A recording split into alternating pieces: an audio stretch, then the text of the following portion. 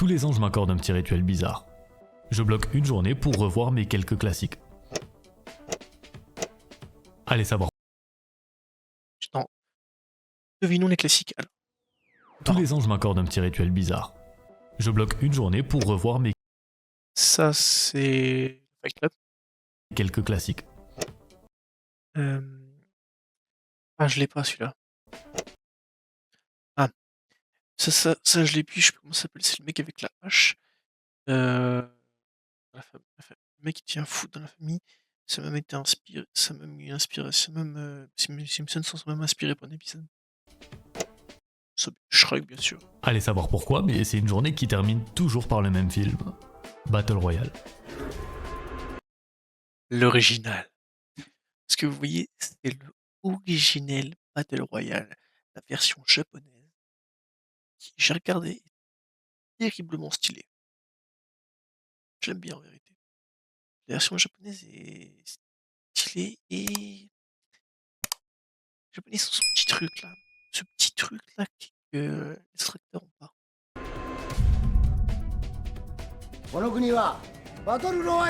Ouais, des étudiants japonais largués sur une île isolée et contraints de s'entretuer jusqu'au dernier. C'est si simple, mais pourtant si efficace. Le problème étant que ce visionnage annuel réglementaire, il déclenche inévitablement cette envie, cette pulsion, ce besoin de lancer un Battle Royale. Alors ça lance Fortnite, mais... non. Ça lance Apex, mais... non, toujours pas. Ça lance PUBG, mais rien n'y fait. Tous les ans c'est le même constat, il n'y a aucun de ces jeux qui me procure ce que je peux ressentir en regardant le film. Et tous les ans c'est le même constat, le seul qui y arrivait, ils l'ont tué.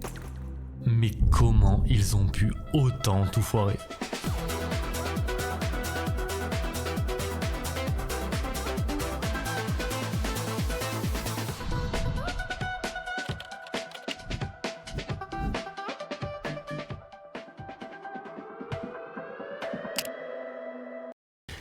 Bienvenue en 2016. Alors que Katniss Everdeen a rendu le tir à l'arc soudainement cool, et que des modes Battle Royale commencent à pop un peu partout, dans Arma, puis dans Minecraft, étrangement, personne ne semble prêt à miser sur un jeu entier basé sur ce concept. Personne sauf Xaviant.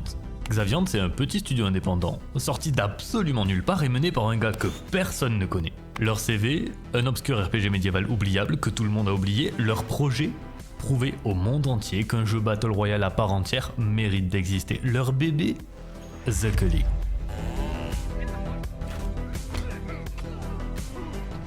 Ça avait l'air bien quoi. C'est vrai que je vois que ça peut bien. Voici comment se déroule une partie de The Culling. Après avoir fait 3 petits choix stratégiques à travers une sélection d'aptitudes pour personnaliser votre style de jeu, vous étiez empaqueté dans une vulgaire caisse et lâché avec 15 autres joueurs sur cette petite île avec pour seul objectif survivre. Et dès votre arrivée, tout est mis en scène pour que les 20 prochaines minutes soient le plus intenses possible. Des caméras espionnent un peu partout, un score flottant dans le ciel, du gaz menaçant qui se rapproche de plus en plus et force les joueurs à se rabattre vers l'arène centrale. Mais au début du match, l'objectif n'est pas que de tuer les autres participants. L'objectif, c'est aussi d'obtenir les moyens de tuer les autres participants. C'est-à-dire... On dirait un mélange entre Fortnite, Rust... s'équiper, et pour ça, il y a la monnaie du jeu, le funk. Du funk, vous en obtenez un peu partout sur l'île via de l'exploration, via du recyclage ou du combat. Faut voir ça un peu comme les cadeaux sponsorisés que les tribus reçoivent dans Hunger Games. Et ce funk, il permet de se soigner, il permet d'appeler son airdrop et il permet de fabriquer. Fabriquer des armures, des pièges, des bandages, oui, mais surtout fabriquer des armes. Un caillou plus un caillou égale un couteau plus une branche égale une lance plus une branche égale un arc. À ce niveau-là, c'est le grand classique du jeu de survie avec un système de craft intégré. Et pourquoi c'est important ? C'est important parce qu'ici, le combat ne se résume pas à cliquer sur la tête du méchant. The Culling mise la très grande majorité de son gameplay sur le combat au corps à corps. Le combat en mêlée avec un système très pierre-feuille-ciseaux, attaque, parade, contre. Les armes à feu existent, en théorie, mais tellement rares qu'en pratique la stratégie la plus courante reste la méthode ancestrale de trouver un caillou, trouver une tête et effectuer un caillou-tête. Caillou-tête. En toute objectivité, The Culling était loin d'être parfait. Collision douteuse, graphisme PS2 HD grand max et quelques bugs, mais globalement, une chose que personne ne semble jamais rappeler, The Culling, c'était un bon jeu. Avec son système de combat en mêlée, le gagnant était jamais réellement prédéterminé à l'avance en fonction de juste l'équipement qu'il a trouvé aléatoirement. Non, ici c'était vraiment le skill qui parlait. Blocage, esquive, riposte, vous pouviez renverser une situation. Vous pouviez outplay un adversaire techniquement mieux équipé mais juste moins fort au jeu. Et surtout, The Culling c'était un vrai Battle Royale. Juste vous, une jungle étouffante, un bâton moisi en guise de seule arme et une paranoïa grandissante à chaque pas. C'était ce qu'il y a de plus proche du film. C'était un Koh-Lanta qui a mal tourné. C'était Denis Brognard avec une machette. Denis Brognard. D'ailleurs, petite anecdote au passage. Bon, je croyais que ce serait un Lost Media à tout jamais, mais j'ai réussi à récupérer mon compte YouTube originel et la toute première vidéo que j'ai fait, c'était une vidéo sur The Culling. C'était un commentary d'une victoire sur The Culling. Ma seconde vidéo, c'était un challenge The Culling Craft Only. Voilà. Et pour la trentaine de personnes qui a regardé ça à l'époque, désolé. Hein. Mais, quant au sujet de savoir si j'avais juste un ego surdimensionné après quelques top 1 ou si le jeu était réellement tellement bon qu'il fallait absolument que je le partage au monde entier, je sais pas. Mais ce qui est sûr, c'est que j'ai pas été le seul à être séduit. Xaviant a juste distribué quelques clés pour une alpha fermée et immédiatement, le bouche à oreille s'est enclenché. Ils ont pas eu besoin de budget marketing. C'est que j'ai pas été le seul à être séduit. Xaviant a juste distribué quelques clés pour une alpha fermée et immédiatement, le bouche à oreille s'est enclenché. Dites-moi que vous le connaissez, lui.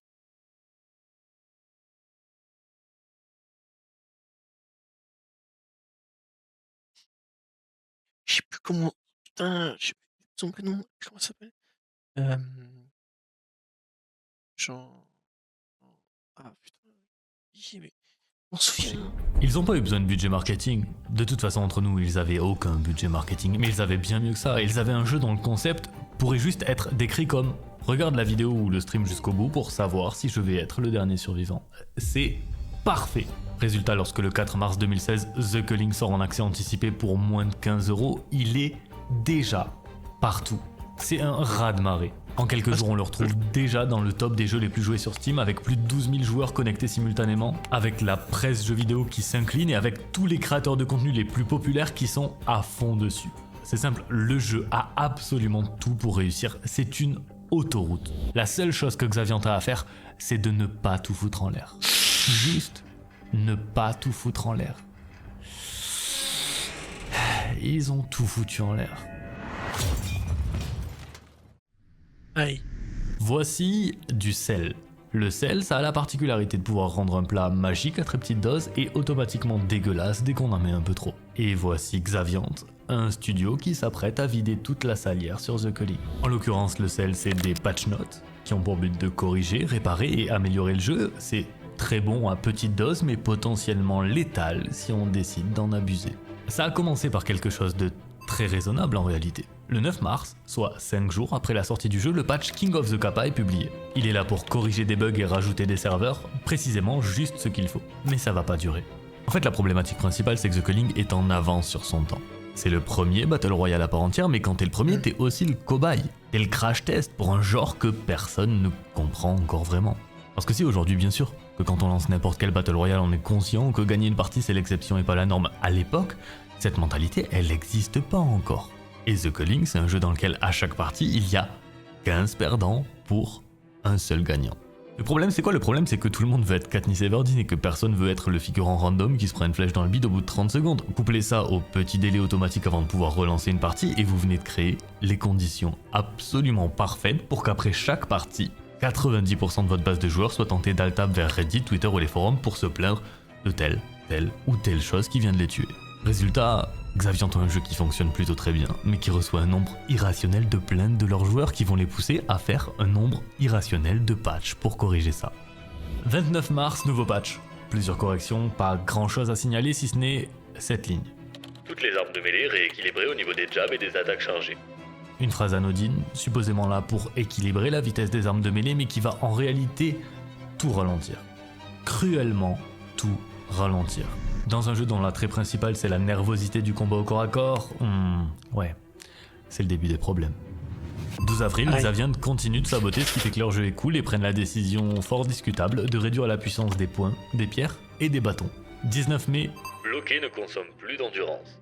Là, on va littéralement atomiser l'équilibre des duels et venir allègrement crotter sur le front des joueurs qui se sont investis pour apprendre et perfectionner la mécanique de combat du jeu. Fini l'équilibre subtil entre attaque et défense, fini la gestion intelligente de l'endurance, désormais bloquer ne coûte plus rien et spam la parade est devenu l'unique stratégie. 4 octobre, violent Thanos Snap sur la moitié des aptitudes présentes dans le jeu. Pourquoi, on sait pas, mais c'est littéralement tout un pan de ce qui faisait l'essence du jeu qui s'envole en un patch et le suivant sera encore pire. 15 Ils savaient le jeu. Parfait des Battle Royale. Incroyable. Ils sont tout détruits. décembre, Bloquer une attaque de mêlée annule toujours tous les dégâts mais n'étourdit ni ne neutralise plus le joueur adverse. et là, c'est fini. La danse nerveuse et stratégique qu'était le combat de The Calling, celle où un bon timing pouvait retourner une situation, vient d'être formellement anéantie.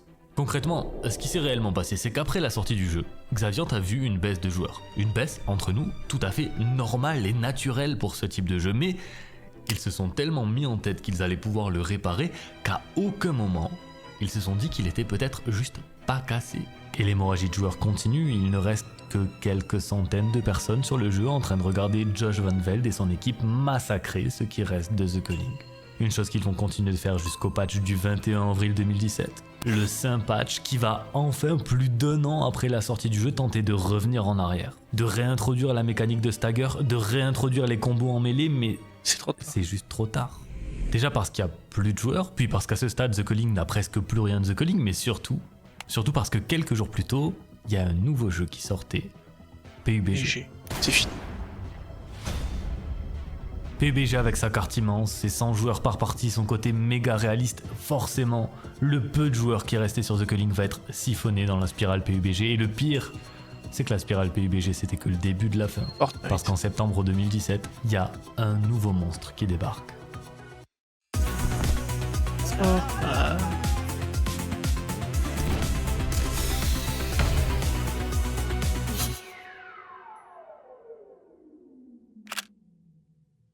Lorsque le 6 octobre 2017, The Calling sort officiellement de son accès anticipé, il n'y a pas d'autre façon de le pas la dire, peine. tout le monde s'en fout.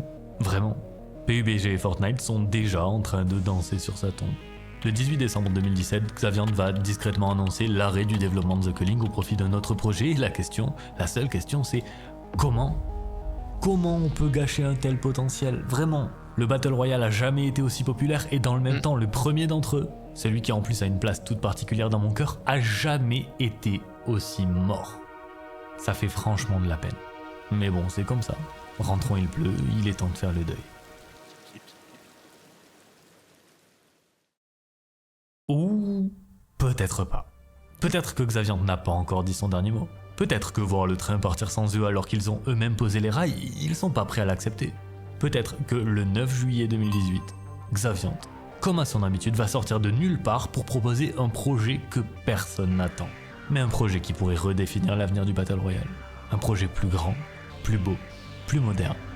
The Calling 2. C'est franchement assez moche. It's a tedious experience. Worst project of all of 2018. Non, ce jeu, c'est un speedrun vers la déception. The Calling 2, c'est le jeu le plus fade de l'histoire des jeux fades. L'ambiance émission télédiabolique, poubelle. L'aspect survie et artisanat, poubelle. Le focus sur le combat au corps à corps, poubelle. Xaviant s'est dit non, on va plutôt faire tout ce que The Calling 1 n'était pas, on va faire une hideuse copie de PUBG sans identité, et c'est ce qu'ils ont fait.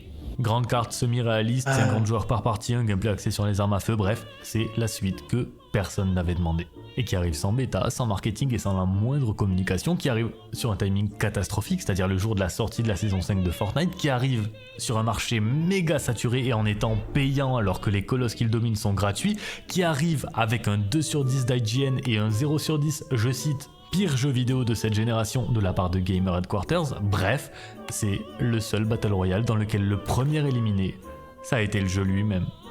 Lorsque les premiers chiffres sont tombés, The Calling 2, c'est le jour du lancement, 249 joueurs en moyenne. Moins de 24 heures plus tard, on est déjà sous la barre des 10 joueurs connectés en simultané et seulement 40 heures après la sortie du jeu, il reste un joueur connecté. Et c'est pas une façon de parler, il reste vraiment un joueur connecté.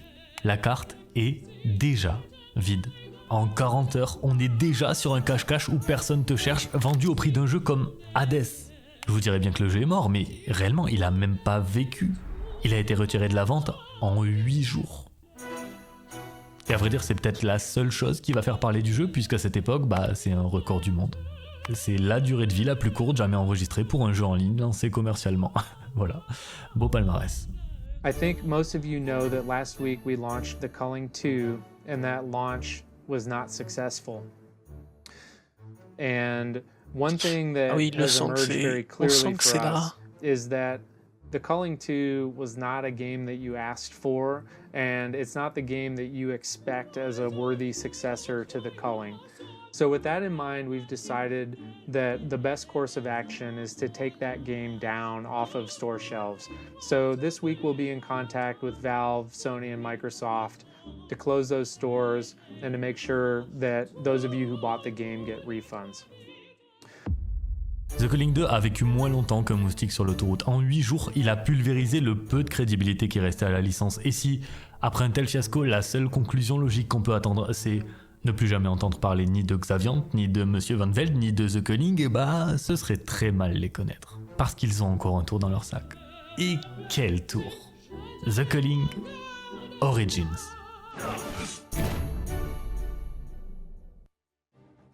The Culling Origins, le retour aux sources. Le retour au jeu qui a posé les bases du Battle Royale, c'est littéralement tout ce qu'on leur demande de faire depuis 2016, depuis même le mois de la sortie du jeu. Qu'est-ce qui pourrait mal tourner?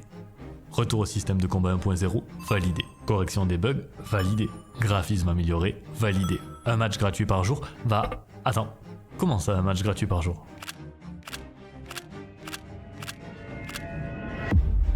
Voilà ce qui pourrait mal tourner.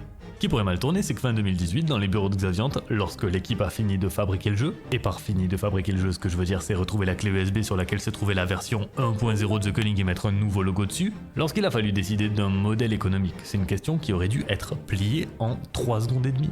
On est sur le marché du Battle Royale, on est à l'ère du jeu free-to-play, tous les concurrents sont free-to-play, on va aussi sortir en free-to-play. On va vendre 2-3 cosmétiques et potentiellement se refaire une place, mais non. Non. Fallait que Xaviant fasse du Xaviant. Il fallait que ce pitre de Josh Van Velde auto-saborde le navire une fois de plus en sortant The Culling Origins, doublement payant. Payant pour obtenir le jeu une première fois, environ 5,99 et ça encore ok.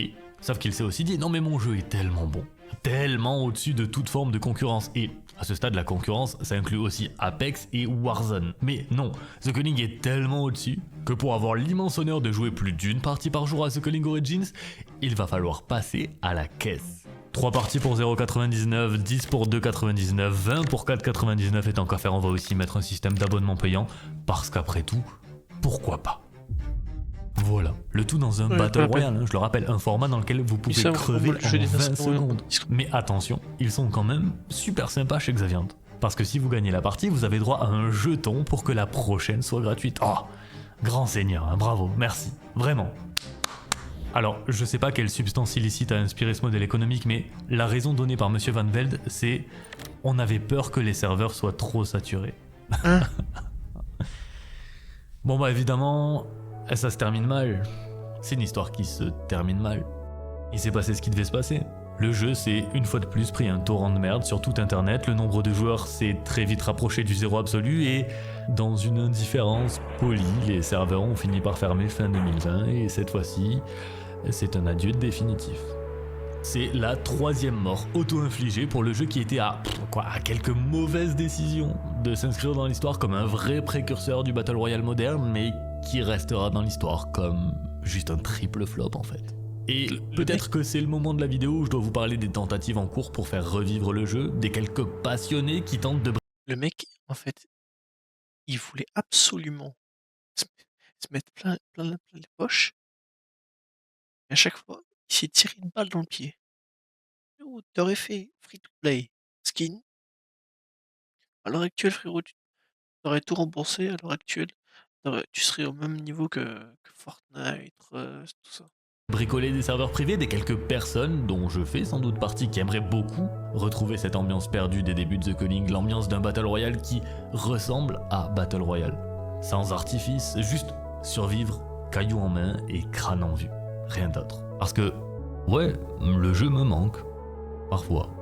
Mais j'imagine qu'il n'y a pas vraiment d'autre choix que de tourner la page du jeu pour lequel tout a mal tourné. Xaviant avait quelque chose d'unique entre les mains, quelque chose de précieux, d'authentique, mais ils ont fait l'erreur d'écouter tout le monde, sauf eux-mêmes.